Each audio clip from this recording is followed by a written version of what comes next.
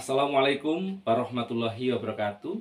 Semangat pagi dan sukses untuk kita semuanya. Perkenalkan, nama kakak Wahyu Hendri Setiawan, biasa dipanggil dengan Kak Wahyu. Adik-adik pramuka penggalang dimanapun berada, kali ini Kak Wahyu akan membahas tentang pramuka Garuda. Adik-adik, apa sebenarnya pramuka Garuda itu? Pramuka Garuda adalah seseorang anggota muda gerakan pramuka yang telah mencapai kecakapan dan penghargaan tertinggi pada masing-masing jenjang pendidikan kepramukaan. Dasar hukum pramuka Garuda yaitu Keputusan Kuartir Nasional Gerakan Pramuka nomor 038 tahun 2017 tentang petunjuk penyelenggaraan pramuka Garuda. Apa sih sebenarnya tujuan dari pramuka Garuda itu? Adik-adik perlu tahu. Yang pertama, memberikan motivasi kepada peserta didik agar senantiasa mengamalkan satya dan dharma pramuka, meningkatkan kualitas dirinya secara terus-menerus, dan dapat menjadi teladan yang baik bagi sesama anggota gerakan pramuka maupun masyarakat luas, khususnya anggota muda. Selain itu, juga memberikan kebanggaan bagi kaum muda atas perbuatan baik yang senantiasa dilakukan, dibiasakan, dan dibudayakan melalui gerakan pramuka dan dalam kesehariannya.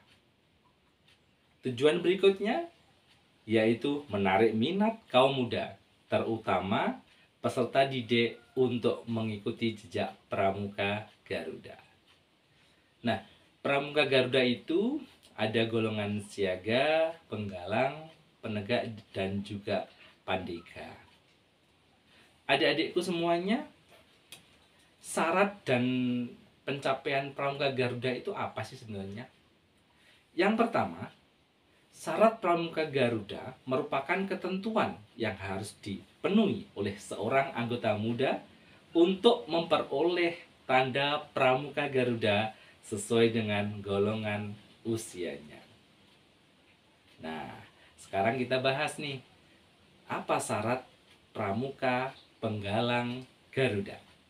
Yang pertama, telah menyelesaikan syarat-syarat kecakapan umum tingkat penggalang terap dan berlatih sekurang-kurangnya 2 bulan setelah dilantik.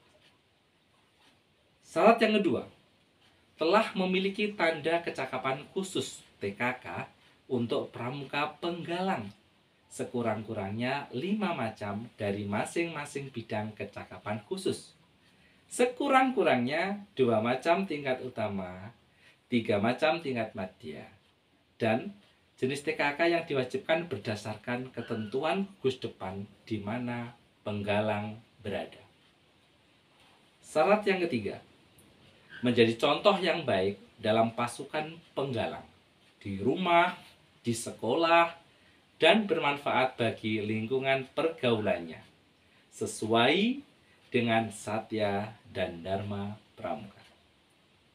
Syarat yang keempat, dapat membuat hasta karya sekurang-kurangnya 6 macam.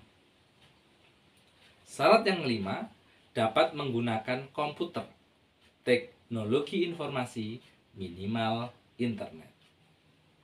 Yang keenam, dapat berkomunikasi menggunakan salah satu bahasa internasional. Nah, itu syarat-syarat untuk menjadi pramuka penggalang Garuda. Nah, selanjutnya adik semuanya, tentu di dalam SKU penggalang itu harus sudah sampai SKU terap. Ya. Kemudian selain itu adik-adik juga harus memiliki surat keterangan tanda lulus untuk ramu, rakit, dan juga terap. Nah, adik-adik untuk TKK itu juga harus memiliki surat pernyataan lulus, sehingga adik-adik mengenakan TKK yang tertempel di lengan baju dan di tetampan itu ada surat pernyataan lulusnya. Adik-adik semua menjadi contoh yang baik itu merupakan hal yang wajib, baik itu di sekolah, di rumah, di lingkungan masyarakat. Adik-adik harus cinta kebersihan, peduli terhadap sesama, peduli terhadap lingkungan. Nah, kira-kira adik-adik terkait dengan hastakarya, saya kira adik-adik sudah sangat kreatif untuk membuat hastakarya. Dari barang-barang yang mudah dicari, murah, dan memiliki nilai, guna, manfaat, bahkan bisa memiliki nilai jual. Nah, kemudian terkait dengan teknologi informasi, adik-adikku semua, sekarang di tahun yang begitu maju, di tahun 2025-2026, teknologi sudah menjadi sahabat kita setiap hari.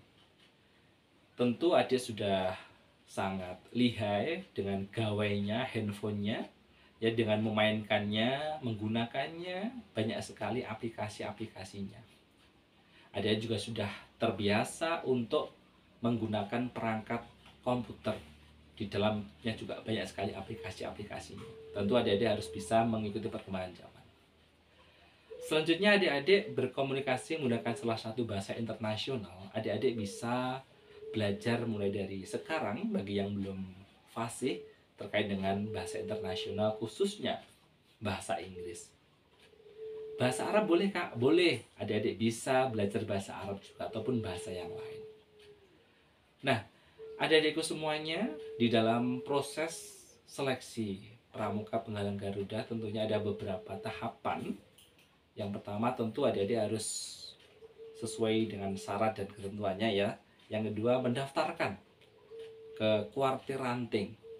Setelah mendaftarkan, nanti adik-adik akan mengikuti rangkaian tes. Ada tes tulis ya, ada tes tulis, kemudian ada pembinaan, ada safari camp, kemudian juga ada pemberkasan terkait dengan administrasi, kemudian nanti juga ada wawancara. Setelah rangkaian itu diikuti, adik nanti akan dilantik oleh pimpinan dari kuartir ranting maupun dari kuartir cabang.